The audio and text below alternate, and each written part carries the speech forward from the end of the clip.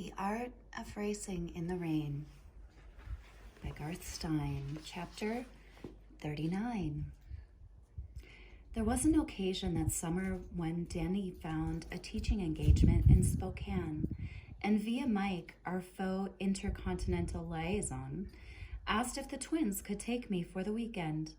They agreed, as they had grown accustomed to my presence in their home, and I always handled myself with the utmost dignity when I was around them, never soiling their expensive rugs or carpets, never begging for food, and never drooling when I slept. I would much rather have gone to racing school with Denny, but I understood that he depended on me to take care of Zoe, and also to act as some kind of a witness on his behalf. Though I could not relate to him the details of our visits, my presence, I think, reassured him in some way. On a Friday afternoon, I was delivered by Mike into Zoe's waiting embrace. She immediately ushered me into her room, and we played a game of dress-up together. To say that I was taking one for the team would be an understatement, considering the crazy outfits I was forced to wear. But that's my ego speaking. I knew my role as jester in Zoe's court, and I was happy to play the part. That evening, Maxwell took me outside earlier than usual, urging me to get busy.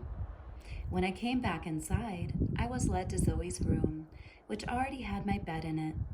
Apparently, she had requested I sleep with her rather than by the back door or, God forbid, in the garage. I curled into a ball and quickly dozed off. A bit later, I woke. The lights were dim. Zoe was awake and active, encircling my bed with piles of her stuffed animals. "They'll keep you company," she whispered to me as she surrounded me. Seemingly hundreds of them, all shapes and sizes. I was being surrounded by teddy bears and giraffes, sharks and dogs and cats and birds and snakes. She worked steadily and I watched until I was nothing more than a small atoll on the Pacific, and the animals were my coral reef. I found it somewhat amusing and touching that Zoe cared to share me with her animals in that way, and I drifted off to sleep feeling protected and safe. I awoke later in the night and saw that the wall of animals around me was quite high. Still, I was able to shift my weight and change position to make myself more comfortable. But when I did, I was shocked by a frightening sight. One of the animals, the one on top, staring straight at me.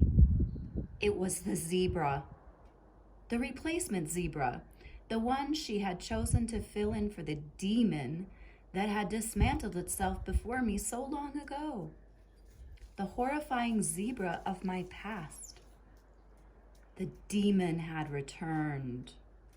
And though it was dark in the room, I know I saw a glint of light in its eyes.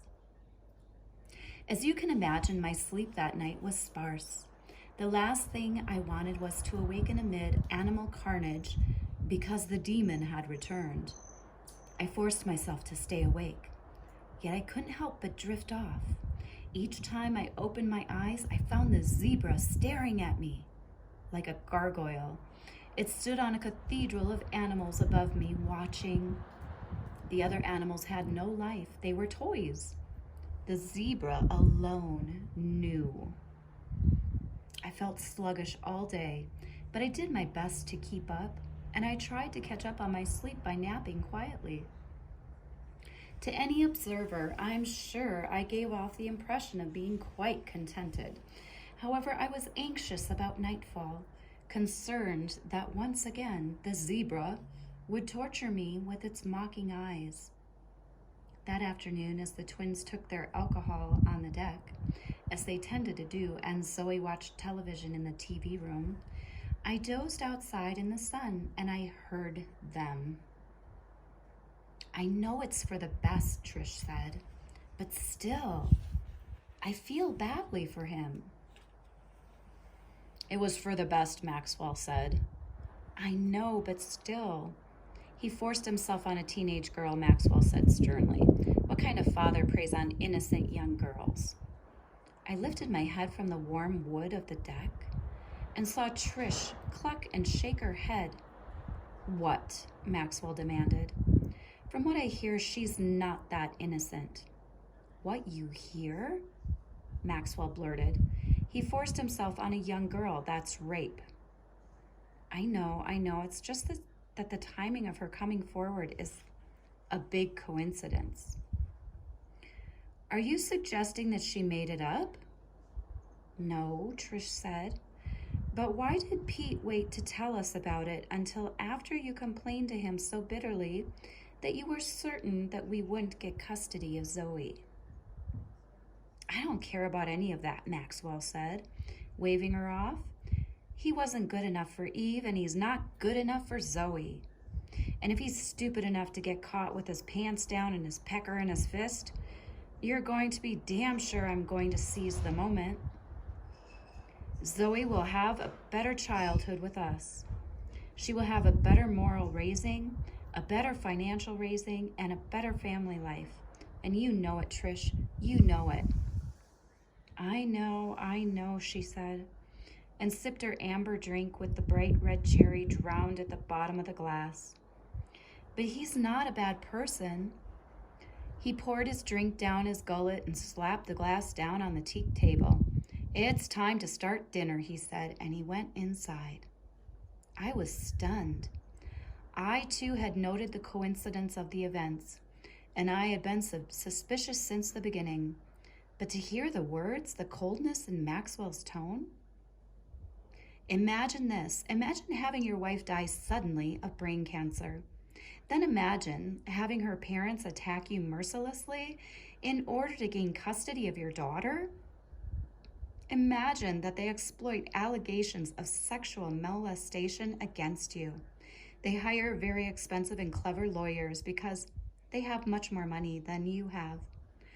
Imagine that they prevent you from having any contact with your 6-year-old daughter for months on end. And imagine they restrict your ability to earn money to support yourself. And of course, as you hope your daughter, how long would you last before your will was broken? They had no idea who they were dealing with. Denny would not kneel before them. He would never quit. He will never break. With disgust, I followed them into the house. Trish began her preparations, and Maxwell took his jar of peppers from the refrigerator. Inside me, a darkness brewed. Contrivers, manipulators. They were no longer people to me. They were now the evil twins, evil, horrible, dastardly people who've stuffed themselves with burning hot peppers in order to fuel the bile in their stomachs. When they laughed, flames shot out their noses. They were not worthy of life, these people. They were disgusting creatures, nitrogen-based life forms that lived in the very darkest corners of the very darkest lakes, where there is no light and the pressure crushes everything to sand. Deep, dark places where oxygen would never dare venture. My anger with the evil twins fed my thirst for revenge, and I was not above using the tools of my darkness to exact justice. I presented myself to Maxwell as he stuffed another pepper into his mouth and pulverized it with the ceramic teeth he removed at night. I sat before him. I lifted a paw. "Want a treat?" he asked me, clearly surprised by my gesture. I barked. "Here you go, boy." He extracted a pepper from the bottle and held it before my nose. It was a very large one, long and artificially green and smelling of sulfites and nitrates. The devil's candy.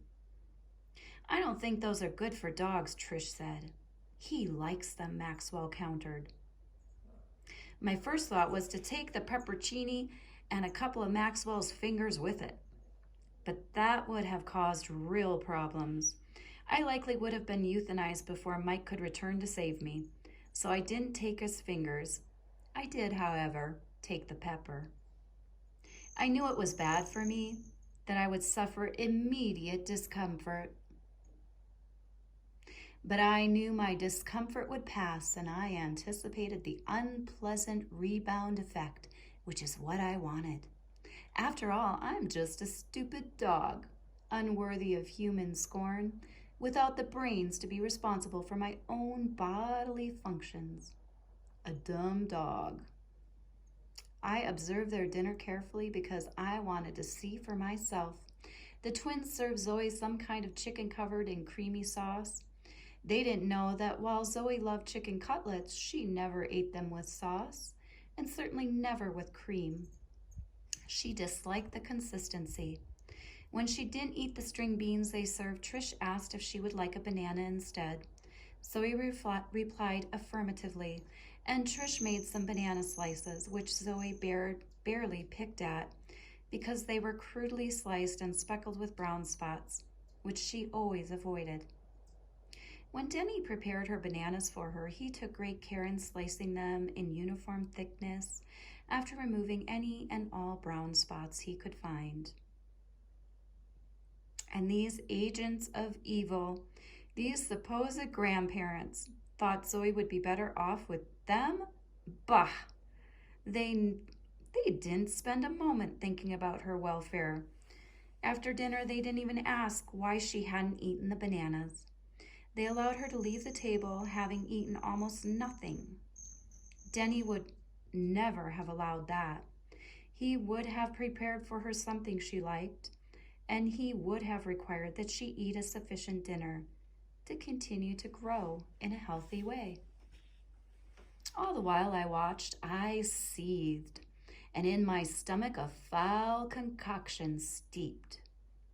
When it was time to take me out that night, Maxwell opened the French door to the back deck and began his idiotic chanting, "Get busy, boy, get busy." I didn't go outside. I looked up at him and I thought about what he was doing, how he was rending our family, pulling apart the fabric of our lives for his own smug, selfish, congratulatory purposes. I thought about how he and Trish were grossly inferior guardians for my Zoe. I crouched in my stance right there, inside the house, and I shat a massive, soupy, pungent pile of diarrhea on his beautiful, expensive, linen-colored Berber carpet. "What the hell?" he shouted at me. "Bad dog." I turned and I trotted cheerfully to Zoe's room. "Get busy, motherfucker," I said as I left, but of course he couldn't hear me. As I settled in my lagoon of stuffed animals, I heard Maxwell exclaim loudly and call for Trish to clean up my mess. I looked at the zebra still perched on his throne of lifeless animal carcasses, and I growled at it very softly but very ominously. And the demon knew. The demon knew not to mess with me that night. Not that night, or ever again. Chapter 40. Oh, a breath of September. The vacations were done, the lawyers were back at work, the courts were at full staff, and the postponements were finished. The truth would be had. He left that morning wearing the only suit that he owned, a crumpled khaki two-piece from Banana Republic, and a dark tie. He looked very good. "Mike will come by at lunch and take you for a walk," he said to me. "I don't know how long this will go." Mike came and walked me briefly through the neighborhood so I wouldn't be lonely, and then he left again. Later that afternoon, Denny returned. He smiled down at me. "Do I need to reintroduce you two?" he asked. And behind him was Zoe. I leapt in the air. I bounded. I knew it. I knew Denny would vanquish the evil twins. I felt like doing flips. Zoe had returned. It was an amazing afternoon. We played in the yard. We ran and laughed, we hugged and cuddled. We made dinner together and sat at our table and ate. It felt so good to be together again. After dinner, they ate ice cream in the kitchen.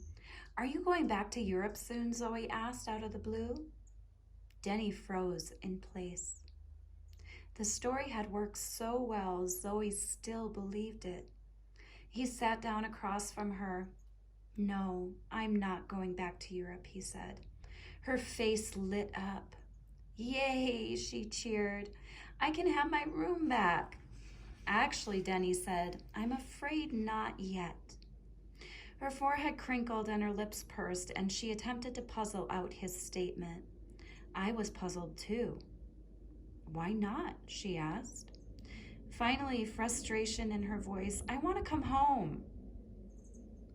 "I know, honey, but the lawyers and judges have to make the decision on where you'll live. It's part of what happens when someone's mommy dies." "Just tell them," she demanded. "Just tell them that I'm coming home. I don't want to live there anymore. I want to live with you and Enzo." "It's a little more complicated than that," Denny hemmed. "Just tell them," she repeated angrily. "Just tell them." "Zoe, someone had accused me of doing something very bad." "Just tell them." "Someone said I did something very bad. And even though I know I didn't do it, now I have to go to court and prove to everyone that I didn't do it." Zoe thought about it for a moment. "Was it Grandma and Grandpa?" she asked. I was very impressed with the laser-like accuracy of her inquiry. "Not," Denny started. No, it wasn't them, but they know about it." "I made them love me too much," Zoe said softly, looking into her bowl of melted ice cream. "I should have been bad. I should have made them not want to keep me." "No, honey, no," Denny said, dismayed. "Don't say that. You should shine with all of your light all the time." "I'll work this out. I promise I will." Zoe shook her head without meeting his eyes. Understanding that the conversation was over, Denny cleared her bowl and began to clean the dishes. I felt badly for them both, but more so for Zoe, who continued to face situations that were loaded with subtleties beyond her experience and fraught with the conflicting desires of those around her, fighting for supremacy like vines entangled on a trellis. Sadly, she went into her bedroom to play with the animals that she had left behind. Later in the evening, the doorbell rang. Denny answered. Mark Fain was there. "It's time," he said. Denny nodded and called for Zoe. "This was a major victory for us, Dennis," Mark said. "It means a lot.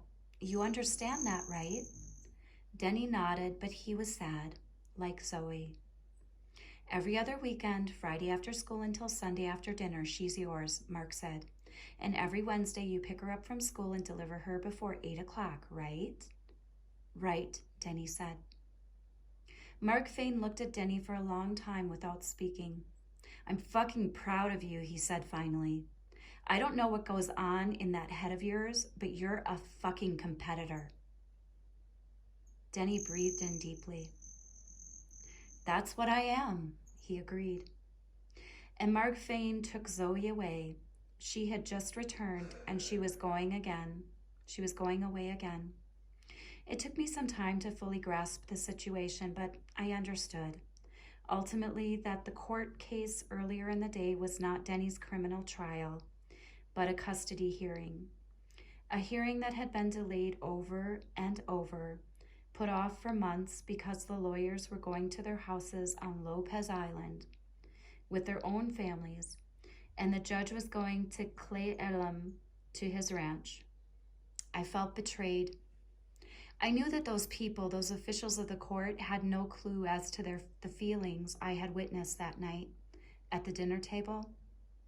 If they had, they would have stopped everything, canceled all their other obligations, and ensured a swift resolution to our situation. As it was, we had taken only our first step. The restraining order had been squashed. Denny had won visitation rights, but Zoe was still in the custody of the evil twins. Denny was still on trial for a felony charge that he didn't deserve. Nothing had been solved. And yet, I had seen them together. I had seen them look at each other and giggle with relief, which reaffirmed my faith in the balance of the universe. And while I understood that we had merely successfully navigated the first turn of a very long race, I felt that things were boded well for us. Denny was not one to make mistakes, and with fresh tires and a full load of fuel, he would prove a formidable foe to anyone challenging him. Thank you for joining me in the reading of The Art of Racing in the Rain by Garth Stein, and we'll continue with chapter 41 in the next video.